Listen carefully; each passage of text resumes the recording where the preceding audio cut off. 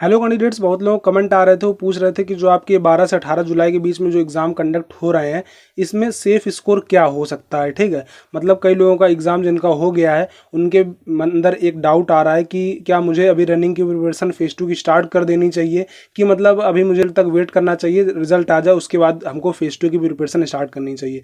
तो ये सारे क्वेश्चन जितने भी आपके डाउट बन रहे हैं, ये वीडियो में आपके सारे डाउट क्लियर करने वाला हूँ। वीडियो काफ़ी हेल्पफुल होगा, वीडियो पूरा देखिएगा, आपको हर चीज़ अच्छे ढंग से समझ में आ जाएगी। स्टार्ट करते हैं। देखिए, सबसे पहले अगर मैं आपको बता दूं एक्स ग्रुप में, तो एक्स ग्रुप में लगभग सब लोगों ने 45 प्लस तो अटेम्प्ट किए ही होंगे। ठीक है, वाई ग्रुप में अगर हम लोग बात करें तो वाई ग्रुप में इसी तरीके से सब लोगों ने 40 से ऊपर वाई ग्रुप में भी अटेम्प्ट किए होंगे। लेकिन मैटर ये नहीं करता कि आपने कितने अटेम्प्ट किए, मैटर ये करता है आपकी एक्यूरेसी कितनी रही, आप कितने क्वेश्चन सही किए। ठीक है, अगर कोई सही 70 में 70 भी कर आता है, लेकिन अगर उसमें 25-30 गलत हो गए तो उसको फायदा नहीं है। लेकिन वही अगर एक सामने वाला 70 में मात्र 40 करके आ रहा है और 40 में अगर उसके 38 सही है, तो वो उसके लिए बहुत अच्छा स्कोर है। तो इस तरीके से मैटर मैंने पहले आपको बताया कि ये नहीं करेगा कि आपने कितना अटेम्प्ट किया, मैटर ये करेगा आपने कितना सही क्वेश्चन अटेम्प्ट किया। ठीक है, तो इसी में मैं आपको बताने वाला हूँ सेफ स्कोर कितना रहेगा। खैर, ये कोई कट ऑफ रिलेटेड वीडियो नहीं, कट ऑफ रिलेटेड वीडियो मैं बाद में आपको बताऊंगा कि कितना कट ऑफ एक्सपेक्टेड जा रहा है। लेकिन मैं आपको इतना बता दूं कि अगर पैटर्न देखा जाए एग्जाम का, तो इस बार कुछ पैटर्न इस तरीके से आपको देखने को मिला। देखिए, पहली बात, अगर हम लोग प्रीवियस ईयर से कंपेयर करें, एक्स ग्रुप में मैं बता रहा हूं, तो प्रीवियस ईयर से पेपर का लेवल थोड़ा सा अप था। ठीक है, प्रीवियस ईयर पेपर का लेवल क्या था कि आपका काफी इजी था, इंग्लिश हो गया, मैथ हो गया, फिजिक्स हो गया। ठीक है, लेकिन इस बार ऐसा बिल्कुल भी नहीं है कि आपका पेपर का लेवल इजी एकदम रहा हो। मतलब इजी तो हम लोग कह सकते हैं। देखिए, इजी इस वजह से कहेंगे क्योंकि आपने तैयारी कर रखी हुई थी, इस वजह से आपको इजी लग रहा था। ठीक है, लेकिन बाकी अगर हम लोग बात करें पेपर, तो पेपर उतना आसान नहीं था जैसे पिछले साल था। तो कंपेयर कर लेते हैं किस तरीके से पेपर रहा है। सबसे पहले अगर हम लोग बात करें इंग्लिश सेक्शन की, तो जो इंग्लिश आपकी इस बार पूछी गई है वो ईजी टू मॉडरेट रहा है। ईजी भी कह सकते हैं और मॉडरेट भी उसको हम लोग इंग्लिश के सेक्शन को कह सकते हैं। किस तरीके से, मतलब मैं आपको बताता हूँ। देखिए, कुछ क्वेश्चन जैसे कि इंग्लिश में ईजी आए, फिल इन द ब्लैंक्स हो गया, डायरेक्ट इनडायरेक्ट, एक्टिव पैसिव हो गया, ये सारी क्वेश्चन ईजी। लेकिन अगर लड़के जहाँ फंसे कहाँ पे हैं, वो पैसेज हो गया है। पैसेज बताया जा रहा है कि इस बार थोड़े थोड़े से लेंदी आए हैं या पैसेज के समझ में कम आ रहा था, तो इस वजह से इजी टू मॉडरेट हम लोग कह सकते हैं इंग्लिश का सेक्शन रहा है। ठीक है, अगर हम लोग वही बात करें मैथ का सेक्शन, तो मैथ का सेक्शन तो देखिए भाई आसान रहा है। अगर आपने मैथ में कम अटेम्प्ट किए हैं तो वो आपके लिए थोड़ा सा लो स्कोर रहेगा। देखिए, एक सब्जेक्ट में आपको हाई स्कोर करना पड़ेगा। ठीक है, लेकिन मैं ये नहीं कह रहा हूँ कि अगर आपके मैथ में 15 नंबर है तो आपका सिलेक्शन नहीं होगा। सिलेक्शन तो हो जाएगा, लेकिन देखिए आपको सिलेक्शन नहीं लेना। ठीक है, आपको मतलब पीएसएल एनरोलमेंट तक भी आपको जाना है, ये सोच के आपको चलना है। पीएसएल एनरोलमेंट तक आप तभी जा सकते हैं जब आपने एक सब्जेक्ट में 20 प्लस स्कोर किया हो, मतलब आपका एक सब्जेक्ट में हाई स्कोर रहना चाहिए। इसलिए अगर आपका मैथ में 20 प्लस है तो आपको मतलब पीएसएल एनरोलमेंट में कोई दिक्कत नहीं होगी। बाकी अगर आपका मैथ में 15 के करीब स्कोर है तो आपका पेपर निकलने का जरूर चांस बन सकता है, लेकिन आपको हो सकता है आगे भविष्य में मेरिट लिस्ट में आपको थोड़ी दिक्कत हो जाए। क्योंकि मैथ का पेपर आसान था, तो मैं एक्सेप्ट करता हूं कि मैथ में आप लोगों ने मिनिमम 20 क्वेश्चन तो सही किए होंगे। ठीक है, अगर हम लोग बात करें फिजिक्स का, तो फिजिक्स का लेवल इस बार हार्ड आया है। ठीक है,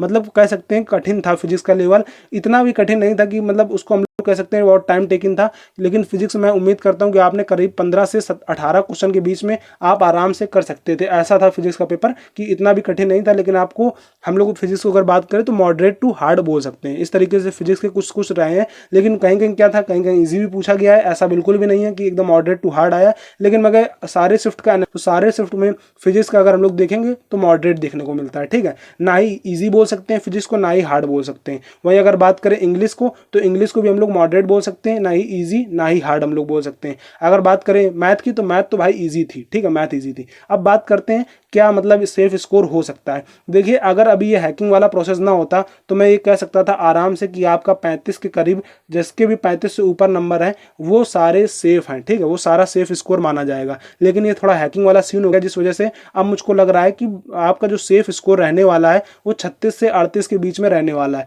अगर आपके 36 से 38 क्वेश्चन अटेम्प्ट नहीं, बात समझिएगा, मैं यहाँ पे ये नहीं कह रहा हूँ कि आपने 36 से 38 अटेम्प्ट किए। अगर आपके 36 से 38 नंबर मतलब आ रहे हैं, ठीक है, तब वो आपका सेफ स्कोर रहने वाला है। मान लीजिए एग्जांपल देकर समझाता हूँ, आपने 50 क्वेश्चन अटेम्प्ट किए, ठीक है, 50 क्वेश्चन अटेम्प्ट किए, उसमें से आपके 10 क्वेश्चन गलत हो गए, तो 50 क्वेश्चन में अगर आपके 10 क्वेश्चन गलत हो जाएंगे तो आपका कितना स्कोर बनेगा, आपका बनेगा 37.5, क्योंकि देखिए 50 में 10 गलत हो गए तो कितना हो गया, 40 आपका नंबर हुआ, ठीक है। उसके बाद 10 नंबर आपने जो मतलब गलत किए, अब उसका कितना कट जाएगा, आपका 2.5 कट जाएगा, तो 2.5 कट जाएगा तो 37.5। तो इस तरीके से आप एज्यूम कर लीजिएगा कि अगर आपके मान लीजिए 10 क्वेश्चन भी गलत हैं और अगर आपने 50 करीब भी किए हैं, ठीक है, एक्स ग्रुप में 50 करीब भी किए हैं, 10 करीब भी गलत हैं, तो भी आपका सिलेक्शन का चांस आराम से बन जाएगा। मतलब 36 से 38 वाले जितने भी हैं, जिन इतने क्वेश्चन अगर आपके सही हैं तो आपका सिलेक्शन का चांस जरूर बन सकता है। आप अपनी फेज 2 की प्रिपरेशन स्टार्ट कर दीजिए, ठीक है। ऐसा मैं क्यों कह रहा हूं कि इस बार कट ऑफ 43 नहीं जाएगा, कम जाएगा, उसके पीछे का एक रीजन मैं आपको और बता देता हूं। इस बार जो वैकेंसी है वो आपको प्रीवियस ईयर से कम 500 से 600 ज़्यादा देखने को मिलने वाली है। इस बार आपकी वैकेंसी जो है काफ़ी बढ़ गई है और जिस वजह से कट ऑफ पे इम्पैक्ट पड़ने वाला है, ठीक है। बस ये अगर हैकिंग वाला सीन ना होता ना तो फिर भाई मतलब बहुत अच्छा सिलेक्शन का चांस हो जाता।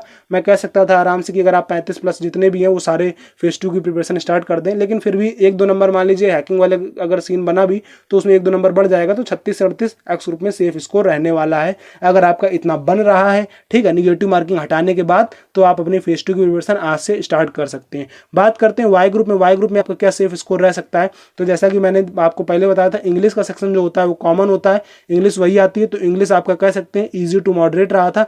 पैसेज को अगर हम लोग साइड कर दें, तो पैसेज को अगर साइड कर देंगे तो इंग्लिश का पेपर बाकी ओवरऑल ईजी रहा है, ठीक है। अब बात करते हैं रागा का सेक्शन। देखिए रागा का सेक्शन इस बार क्या था, प्रीवियस ईयर से आसान था, लेकिन वेरी इजी हम लोग नहीं बोल सकते कि रागा का पोर्शन बहुत आसान आया था।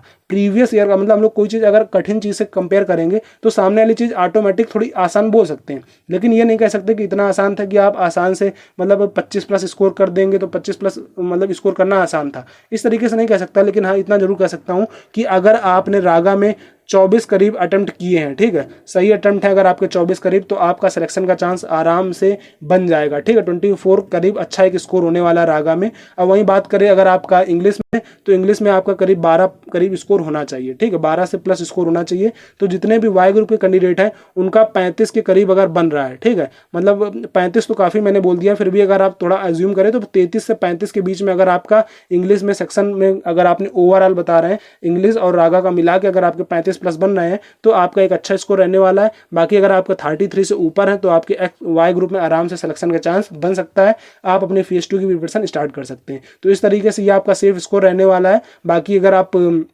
ने पेपर दिया है तो फेज 2 की प्रिपरेशन जरूर करनी चाहिए, क्योंकि मैंने आपको पहले बता रखा है वैकेंसी है ज़्यादा, ठीक है, वैकेंसी ज़्यादा होने की वजह से कट ऑफ जरूर कम जाएगा। आप ये बिल्कुल ही मत सोचिएगा कि नहीं पिछले साल 43 गया था तो इस बार भी 43 जाएगा। इस बार कम से कम पिछले साल से 7 number cut off Y group में एक्स ग्रुप में कम जाने वाला है। वाई ग्रुप में तो देखिए थोड़ा बढ़ेगा, क्योंकि वाई ग्रुप में 29.25 नहीं जाएगा, इधर तो आपको कम से कम 3 नंबर कट ऑफ आपका प्रीवियस ईयर से बढ़ने वाला है, ठीक है, क्योंकि पेपर आसान आया है इस बार, ठीक है, लेकिन उतना आसान नहीं है। फिर मैं वही कहूँगा कि इतना आसान नहीं, लेकिन फिर भी आसान है, तो कह सकते हैं 32-33 तो मिनिमम आपका वाई ग्रुप में रहने वाला है, इतना आपका सेफ स्कोर होना चाहिए, ठीक है। निगेटिव मार्किंग वगैरह हटा के मैं आपको बता रहा हूँ। बाकी अगर आपको कोई डाउट हो तो आप कमेंट बॉक्स में पूछ लीजिएगा, कोई पर्सनल डाउट है तो आप इंस्टाग्राम में भी पूछ सकते हैं। वीडियो से रिगार्डिंग इतना है। बाकी अगर आप एयरफोर्स, नेवी, कोस्ट गार्ड जिस भी एग्जाम की आप तैयारी कर रहे हैं, जैसे आपने कोस्ट गार्ड का फॉर्म भरा होगा, तो बिल्कुल भी आप ऐसा नहीं कि आप खाली बैठ जाएं।